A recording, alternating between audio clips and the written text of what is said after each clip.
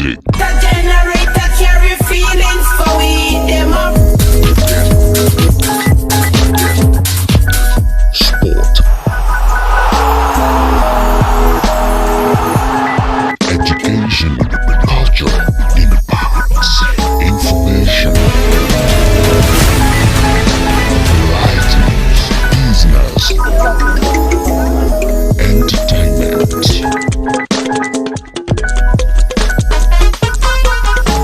We have you covered on the 103.5 FM.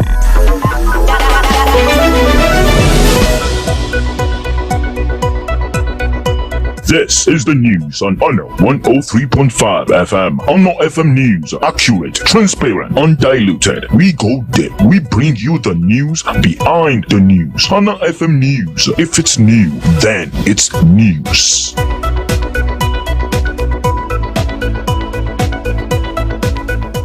Good afternoon. Welcome to the World News at noon on Honor 103.5 FM. On the national news this afternoon, National Assembly counters PDP governor's lawsuit demands 1 billion naira. On the African news, paramilitaries.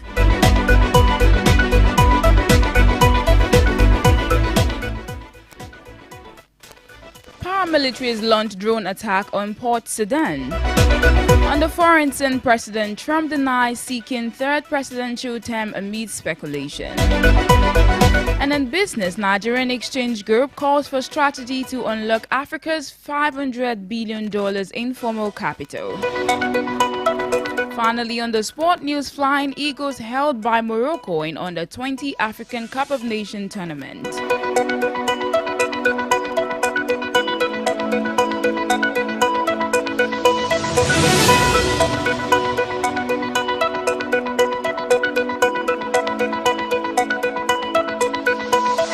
Welcome once again to the news. I am Temitope Dada. Now the news in detail. The National Assembly has urged the Supreme Court to dismiss a suit filed by 11 People's Democratic Party governors challenging the declaration of a state of emergency in Rivers State. The federal legislature argued that the plaintiff's suit was legally flawed and lacked merit, adding that the court lacks jurisdiction to entertain the suit. President Tinubu had declared a state of emergency in Rivers State on March 18, 2025, suspending Governor Fubara, Deputy Governor Ngozi Odu, and all elected members of the State House of Assembly for an initial period of 6 months. The National Assembly ratified the President's declaration through a voice note. The National Assembly's objection to the suit is based on 6 grounds, including the plaintiff's failure to issue a 3-month pre-action notice to the clerk of the National Assembly, as required by the law.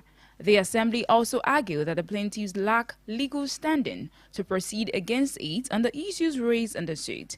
Additionally, the National Assembly is seeking 1 billion naira in costs against the 11 PDP governors for filing what National Assembly term as groundless and speculative suit.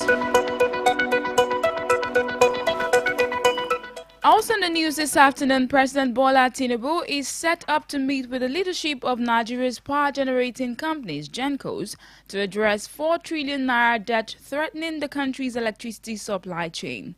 The meeting follows a high-level discussion between the Minister of Power, Adebayo Adelabu, and GENCO chairman in Abuja, amid fears of a possible national grid collapse. The federal government has pledged to take immediate action to reduce the debt, with plans to settle a substantial portion of it in cash and the remainder through financial instruments like promissory notes within 6 months. The Minister of Power emphasized the government's commitment to preventing a collapse of the power sector, describing the situation as a national emergency.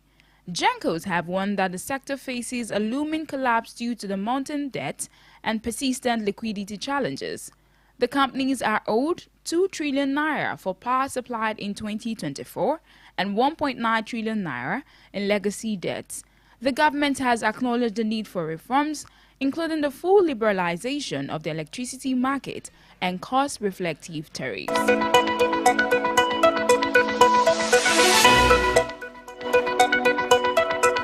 And on the African news this afternoon, a drone attack launched by the Paramilitary Rapid Support Forces (RSF) has struck a military airport in Port Sudan, marking the first time the city has been targeted since the conflict began 2 years ago. According to the Sudanese army, several suicide drones were launched at the Osman Digma Air Base, a goods warehouse, and some civilian facilities. The attack caused limited damage, but no injuries were reported. The RSF has not commented on the incident. Port Sudan has been relatively safe since the conflict began, with hundreds of thousands of displaced civilians fleeing there.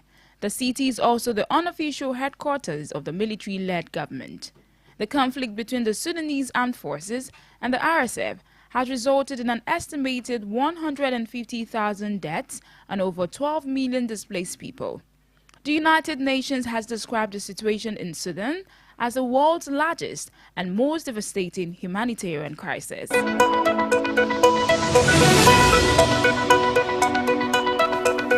Moving on to the foreign scene this afternoon, U.S. President Donald Trump has denied considering a third presidential term, a move banned under the U.S. Constitution. In an interview with journalists, Trump said he will be a two-term president and respects the constitutional limit. This comes after his company began selling Trump 2028 hats, sparking speculation about his future plans. Trump attributed the hats to his supporters' enthusiasm and listed several Republicans who could take his place, including Vice President J.D. Vance and Secretary of State. The Constitution's 22nd Amendment prohibits a president from being elected more than twice, and changing it would require a two-thirds approval from both the Senate and House of Representatives, as well as an approval from three-quarters of the state governments.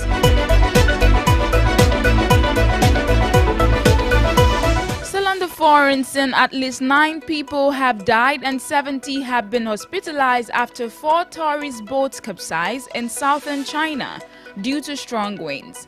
The incident occurred in Jiangxi City, where 84 people fell into the water, according to the state media. Rescue efforts are ongoing, with all but one of the missing people unaccounted for. The incident happened during China's week-long May Day holiday, a peak travel season. Chinese President Xi Jinping has urged out all efforts in the search and rescue operation. President Xi Jinping also emphasized the need to strengthen safety measures, citing recent similar accidents. Authorities have instructed to enhance public safety measures during the peak season.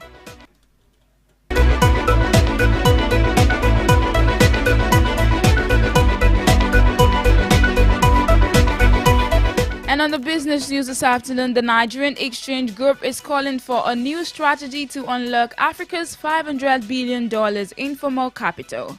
According to Temi Popola, Group Managing Director of NGX Group, this vast pool of untapped local capital could transform liquidity and private equity if mainstreamed into formal markets. Popola emphasized the need for technology to channel local capital into the formal market, creating a two-sided equation where supply meets demand, and as this become unsustainable. He cited NGX Group's success in leveraging technology during Nigeria's banking sector recapitalization exercise in 2024. Experts, including Popola, agree that African markets need strategic use of technology and high-quality listings to unlock greater liquidity and stronger pathways for investors.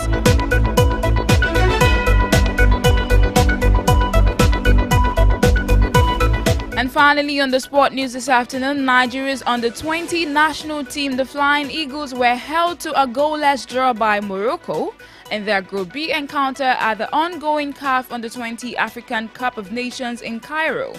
The match was a tense and physical affair, with both sides creating scoring opportunities but lacking the clinical edge to make a decisive impact.